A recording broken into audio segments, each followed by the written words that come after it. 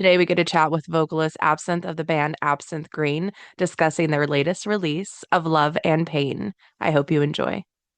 Hi, Hello, how are you? I'm fine. Can you hear me well? I can.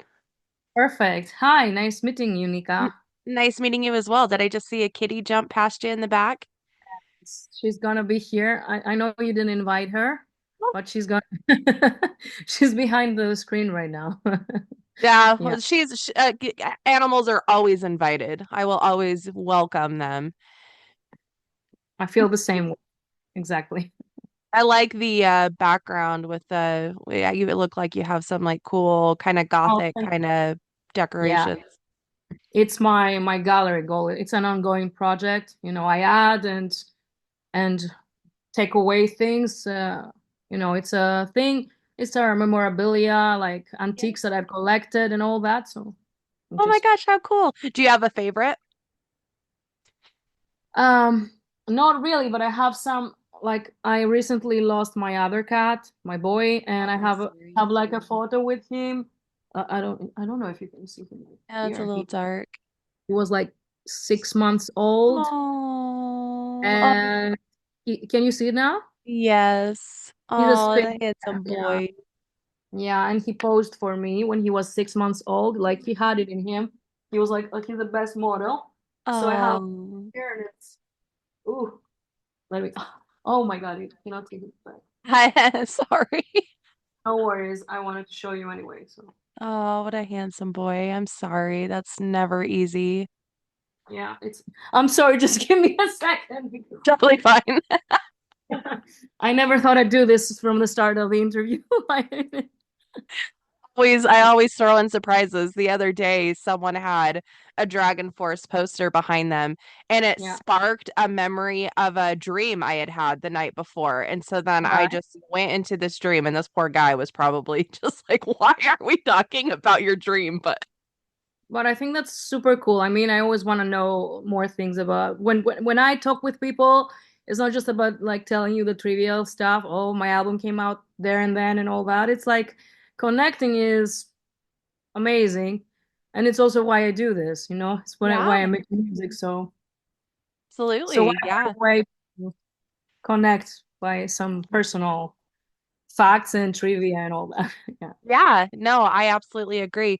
Um, and so yeah, we'll go into Of Love and Pain, which just came out in September. You do have personal lyrics that it seems like you write about. So tell me a little bit about like kind of your lyrical inspiration and where you draw from and that connection with your fans. All right. So yeah, I've always been a songwriter and I've always been doing it. I'm teaching it as well. And I've always loved poetry and all that. But with Absinthe Green and with this album, it was the very first time that I said, let me just say what I want to say. Because so many times I've been writing like metaphorically, poetically. Of course, I always have hidden pictures or metaphors in my music. But this was the first time that I wanted to really speak it out loud in a more, let's say, direct, even punk rock kind of way, It was the very first time I did that. Like, and I always said I will never put, let's say, the word baby in my lyrics. I've never, but I did actually, because it or It other works. stuff. It fits. Yeah, it was the very first time that I let myself free. Yeah, here she is. I let myself free to really just say what came into my mind. Of course, it had to make sense and it had to rhyme in a way and to flow with the music. So yeah, that's what I did actually. So, because you've already done a lot of writing beforehand, how was it doing? Did it feel more cathartic being able to just put it out there blatantly? Was it more nerve-wracking? Were you more nervous about how people were going to respond? Excited? Well, it's both. Actually, it's all those things you mentioned. And the reason is why uh because all these years I've been part of different projects of other people and I've been always like hiding myself in a way in the sideways because I didn't want to expose myself so much. So in a way with Absinthe Green and this whole project, I'm really burying myself naked. It's like It's what I say many times, like it's like I'm picking through your bookcase, your library, and sometimes you can tell a lot about people uh in a way in about the books they have read, from the books they have read, the literature they've consumed, some things click. And I feel the same way, but in a way, uh I got over this, I exposed myself and said, I have to let this breathe into the world and take its course. And in other way, I also say, like, not so many people pay attention, and not so many people will grasp it. And also the other magical things is that people interpret things in the way they've experienced life and through their own eyes. So Yes. that's also another cool thing. Yeah. So since this release, because it's been out for a few months now, or let's see, September, October, November. Okay, 2 months. I do the Hold on, same. do the math.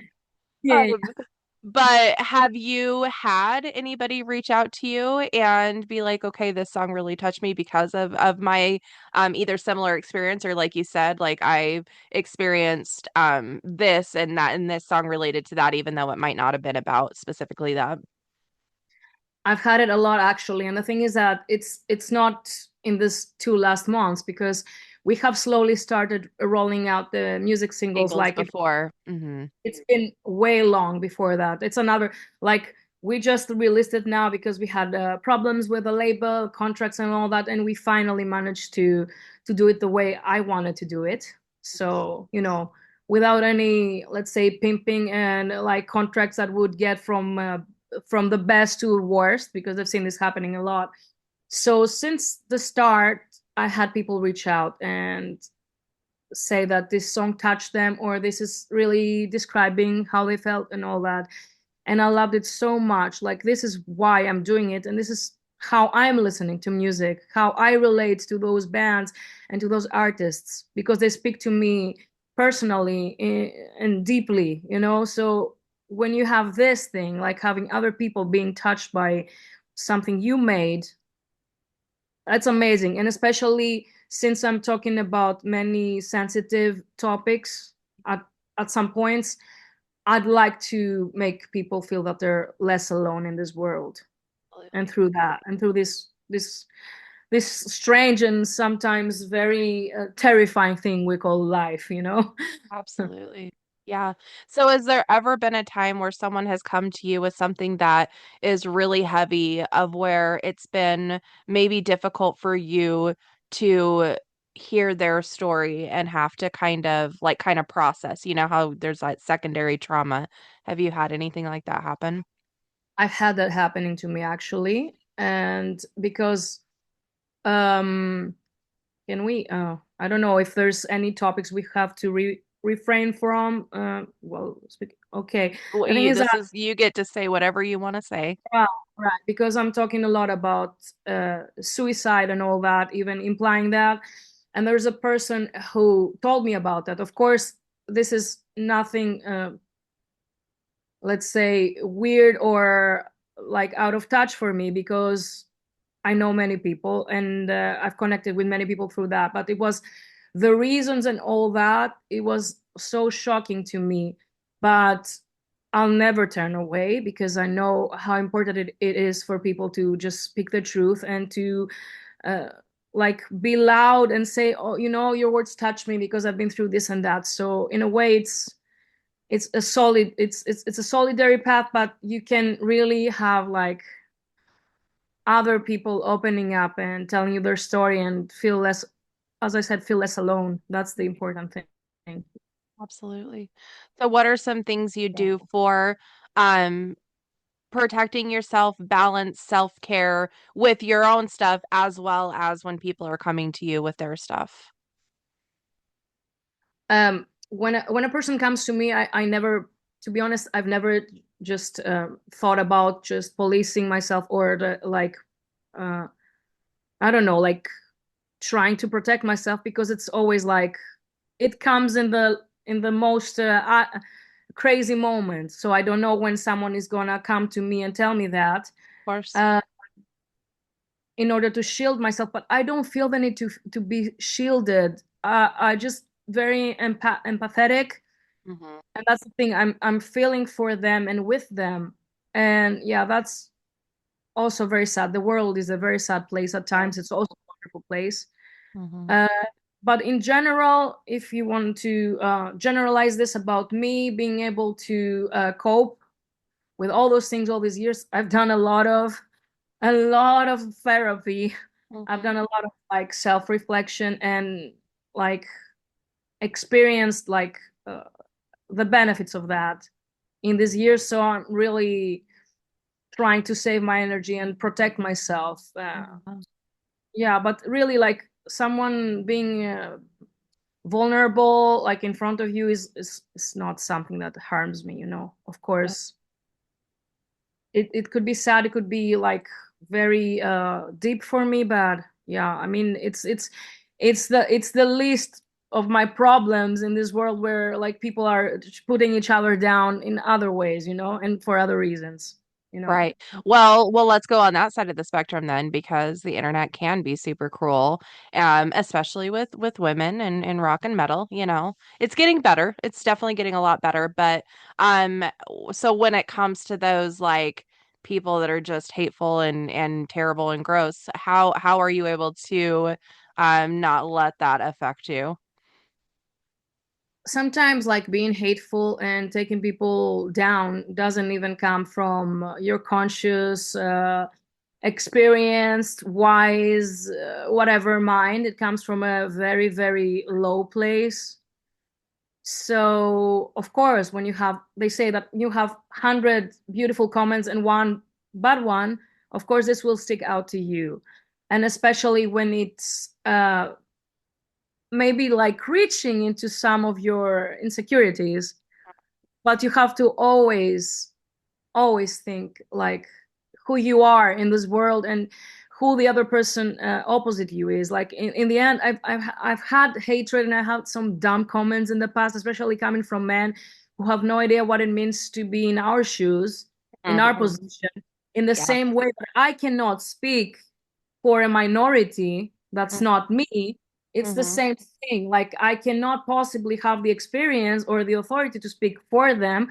It's the same way that if someone doesn't understand that they should shut their dumb mouth, then Yeah. it's their problem. And in the end, I'm leaving the comments there so that they can get embarrassed by themselves. It's I don't even I will not even like entertain an answer because it makes no sense. It's like talking to the wall. Mm-hmm.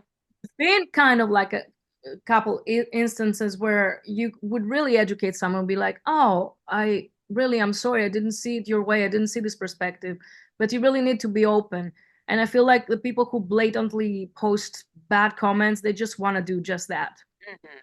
I am of the opinion that if you don't have anything nice to say, keep it to yourself. Yeah. I would not go on your channel and say I don't like this. Like if I don't like this, I can keep it to myself. If something offends me or is very, very hurtful or bad for other people, of course I will speak up. I will Right. always speak up. But Hmm. when it's something that has nothing to do with me as a person and it's just something you do and it's not my taste, why should I talk about this? Why should I comment on this? People just feel that they're getting a bit more important, but this is very shallow. So Yeah. Yeah, I agree. And it's always so disappointing when it comes to artistic endeavors because there's so much, it's like a piece of your soul. Like you're putting a piece of your soul into every song, into every part of the process, into every video. You have amazing videos. Into every part of the process that comes with the music. And so it's almost like people are like stabbing into your soul. And I don't know how people don't recognize that or understand that when it comes to art across the board, because it's such a personal, deep thing. And it's just, yeah, it's very gross behavior. But I'm glad that you're able to just be like, that's them. And yeah, exactly. I mean, it's what you said. Like someone pours their soul and their mind and like hours and hours or years and years of I don't know, like training, like to be a better musician, guitarist, songwriter, or the experiences that they're laying out, and then someone is like blatantly just dismissing everything with one word. Well, I feel like more like I have a friend of mine, like the other day, he's a musician and he was touring with us and he told me like, how do you cope with like bad reviews? And I'm like, in the end, it doesn't matter because people don't know where you come from, and it needs to be someone who knows what they're talking about in order for this to be constructive criticism and for Yes. you not to take it as a bad review. Because I love criticism, but it needs to come from a place of understanding what you have in front of you. Hmm. You know, that's the Absolutely. thing. That's how it's justifiable, and that's how this will make me a better musician, person, artist, you name it, you know? Or else it's just hollow and it just makes no difference other than just blacken you your whole aura and energy, you know? Oh Yep. guys, I need that. Yep. No, no. Good for you. Good for you. So let's talk about the bittersweet video. That's such a cool video. All your videos, again, are so neat and so beautiful. Tell me about that one, about So that song and the video. yeah, I and for the start, I did this song from a point of view of, you know, a person being in a very toxic and bad relationship, something that will not necessarily qualify as love, but it's you know, it's a symptom of the times, you know, this kind of modern times where we have all this toxicity and all these like frivolous and fast food relationships, and sometimes passion or egoism and all these feelings in between makes it feel so important, let's say, thrilling even sometimes. So this song examines that because I've been through this in the past, and I wanted to take a point of view, a viewpoint that's very, very sarcastic and fun. I really wanted to have fun with this song. You know, I have darker songs in the album, but this is a song that I wanted to make fun of. So yeah, with that being said, I decided to have my girlfriend in the music video because yeah, I'm a queer. I didn't want to use one man again and like put on the stereotypes. So I had my friend, actually my girlfriend in the music video is also one of the cheerleaders in the Dead Before My Eyes music video. Well, We okay. we always wanted to collaborate again, and when I told her that, she was totally up for the idea. And there's also a couple prominent figures of the queer scene here in Greece. We filmed at a club called Be Queer, which is like home to like the most amazing artists and people from the drag scene. So yeah, we had like Suka de la Bliette, which is a drag artist. She's amazing. She's just in a couple shots there, and also Sue. There's another one who's actually there working at the club, and she's an amazing dancer. So I just wanted to. This was last minute. This was all Oh, unplanned. wow. These two features, and we put them there in the, because I wanted to like have them in the video. And that's the thing. It's a toxic relationship, and it's I think a bit fun. And the way how we kill someone in our minds in order to move on Yeah. and not face our own toxicity, because it's mutual, you know. In the song it's mutual. It's not that I'm talking about someone who's been toxic. It's a perpetual circle of toxicity, and I Yeah. wanted to make fun of that. Yeah. The fast food relationships, that's a such a funny and perfect way of expressing what it's like these days. I just went through a divorce last year. I was with my ex for almost 14 years, and so I had not been single since I was in my 20s. And I was like, this is so different than it used to be, you know, back when I was single the last time. I'm like, it's so wild how much it's changed.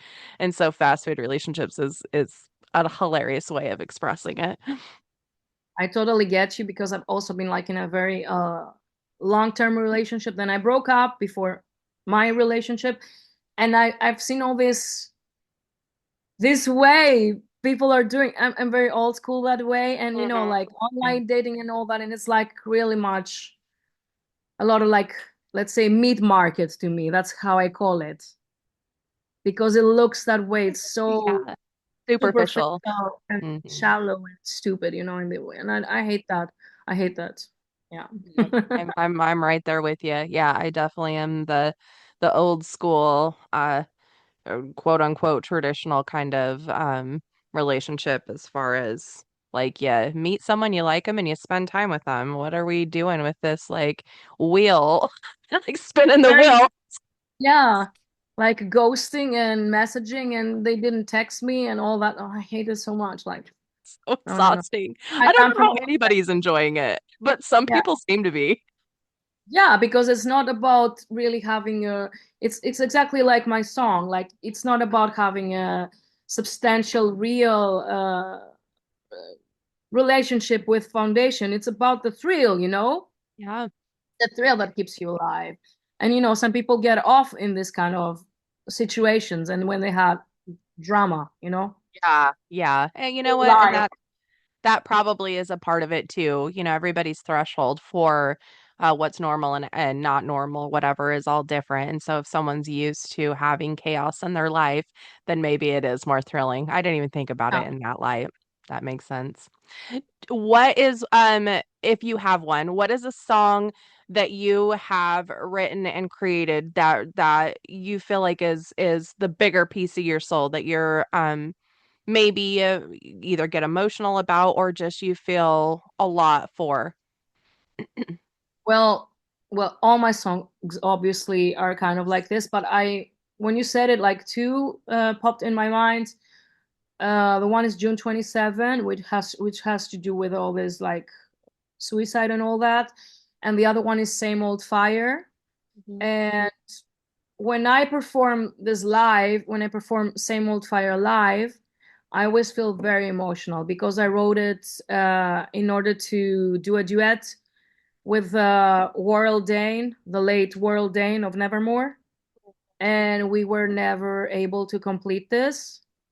So every time I sing it, I'm thinking of him. I'm pissed at him that he's no longer here, and his voice is missing from the song. So it's not easy. Every time that I sing it, it's difficult for me. But the audience is really helping me out there always, always, because it's like a love song of longing, and they get it, and they are all like swaying from left to right. Sometimes we have like the flashlights also on, so this really makes me feel less alone. Yeah.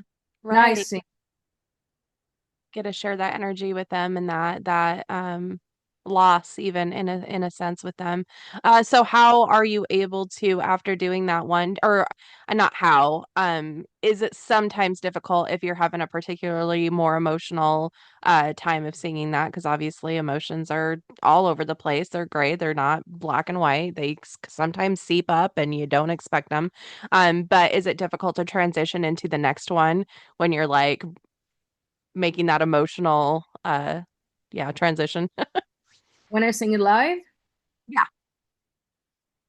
strangely, it's not difficult because it to me, when I'm on stage, this is where I need to be. It goes like I go with the flow, you Hmm. know? So I really feel the moment. I'm a person who's ADHD, living in anxiety, and the Hmm. place where I'm at home and where I'm taking my time is exactly that, Hmm. which means that I need to always be doing that. Right. No, jokes Right. aside, jokes aside, this is really where I feel stages where I feel most at home, Yeah. most in control, most on my I'm in my dome, I'm in my domain, you know? Yes. Yeah, I feel this way So about what that. got you into music and performing in the first place? Because you've been doing this, like you said, you've been doing this for a while. It's I've been doing this for like professionally, I've been doing this for more than 20 years. wow. And personally, yeah, I'm older than I look. You are. But personally, yeah, I'm a vampire. No, but That's good. really, No, that's a good thing. I get that all the time too. When people hear how old I am, they're like, I no. And I'm like, oh, thank you. we'll talk about this later. Yeah. All right. So I started really early. I started going to school for music when I was 3.5 years old, 4 years old. Oh, Yeah, and that happened because I we moved with my parents in a small town, And there they didn't have any activities for kids, and I was too young to do horseback riding. So as a substitute, they said you can go to this music education school. So I started with piano and music theory back then. Wow. So when I was 4 years old, and there was the school, like the music school celebration, I think it was Christmas. I wanted to jump on stage with older kids who were playing guitars because I knew the song. So I asked my teacher, I know the song, can I go on stage? And she said yes. And since then, I knew exactly what I wanted to do. Oh, I knew wow. it. Yeah. Yeah. Music theory, that's like a whole other language. That's really smart to start learning that language at a young age. Yeah, but they started, like with music education for kids, doing it more with shapes and all that, just Of like a course. like a game. So it was very cool that I It got is into. really neat. Yeah. Because you do the producing of the album as well, correct? Yeah, I produced the album, but together with Healy Hilesma. And amazing is I'm a producer myself. The thing is that with Absinthe Green, I really didn't know exactly where this would go. Hmm. Um, because I had so many different and um, let's say a variety of genres in the music and the songs and the feelings. So I wasn't sure how they were going to all be tied up together. That's the one thing. And the other thing is that I knew the sound and how I wanted it to be. Hmm. And so I worked with another person in the past, and then it didn't work out for me. So then I thought, who do I really want to make this album with? And it was Healy Hilesma, and I reached out to him. He's a person who's done like some of my favorite albums from him, from Sentenced. So I reached out to him, and he's like, "Yes, I'm up for it." And I'm like, "Hell yeah!" I really, really hesitated to talk with him, but when he said yes, I was like, and when we completed the album, and he told me, please, let's work together again. Let's do an EP next. And I'm like, yes, hell yeah, because he's so amazing.